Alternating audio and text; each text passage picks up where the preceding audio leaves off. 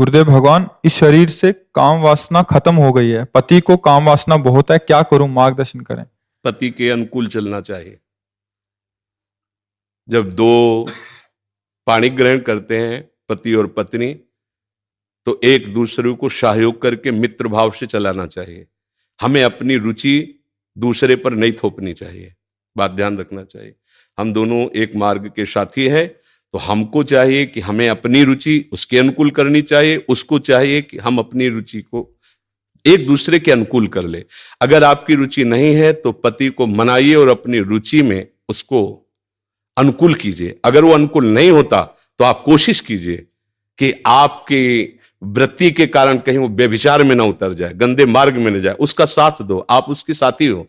आपका ब्रह्मचर्य उतना महान नहीं होगा जितना पति की आराधना महान होगी। पति को एक मित्र है, मान लो हम कह रहे हो वो पति परमेश्वर होता है, ऐसा मत मानिए।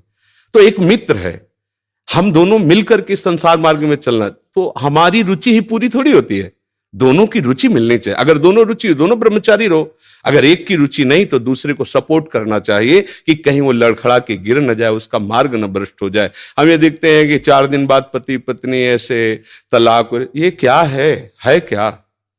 सिर्फ अपनी रुचि का पोषण नहीं होना चाहिए। अगर हम दो मिलते हैं, दोनों मित्र बनते हैं, तो एक दूसरे की रुचि का आदर करें, एक दूसरे की रुचि का सहयोग करें, तभी तो जीवन यात्रा चलेगी। नहीं तो कब ऐसे नहीं चलेगा। आप ब्रह्मचारी बन के बैठो और वो व्यभिचार में प्रवृत्त हो जाए, तो आपने पाणी ग्रहण किया था, ये आपकी मित्रता नहीं सही रही।